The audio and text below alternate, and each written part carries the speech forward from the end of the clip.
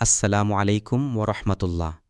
আপনাদের সামনে আরও নতুন একটি ভিডিও নিয়ে হাজির হয়েছি। যারা গত পর্ব দেখেননি তারা এখনই গত পর্ব দেখে আসুন। হুদহুদ পাখির কাহিনী পর্ব ৪, সূরা আন-নামল ২৭, আয়াত ৪৫ থেকে ৫৩। হুদহুদ পাখির মাধ্যমে সাবা জাতির রানী বিলকিস হজরত সুলাইমান আলাইসাল্লামের বার্তা পেয়ে তার দরবারে এসে ইসলাম গ্রহণ করেছিলেন। সেই অলৌকিক ঘটনাগুলো শেষ হলে কোরআন আমাদের আরও একটি গুরুত্বপূর্ণ শিক্ষা দেয়। তা হল, আল্লাহর দাওয়াত যখন আসে, কেউ গ্রহণ করে, কেউ উপহাস করে। সূরা আন-নামল আয়াত ৪৫-এ আল্লাহ বলেন, আমি সামুদ জাতির কাছে তাদের ভাই সালেহকে পাঠিয়েছিলাম।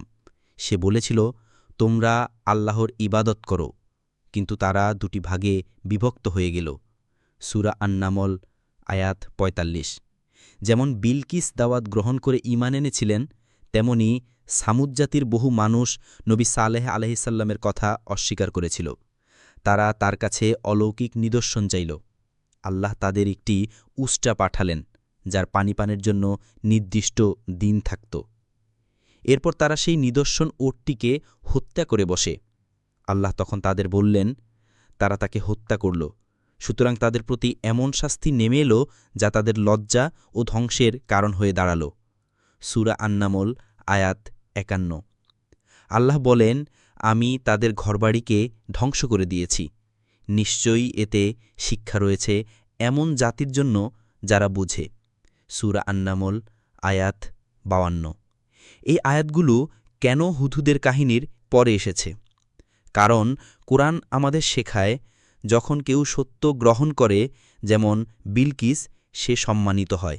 আর কেউ যদি সত্য উপেক্ষা করে, যেমন সামুদ জাতি, তারা ধ্বংস হয়।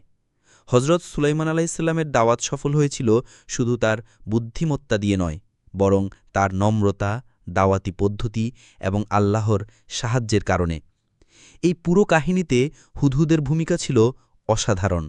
একটি ছোট পাখি, যার কথা আমরা কল্পনাও করি না, সে হয়েছিল একটি গোটা জাতির হেদায়েতের সূচনা।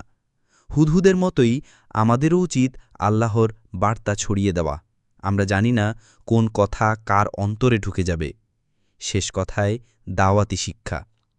তুমি কাকে হেদায়েত দিতে পারবে তা তুমি জানো না।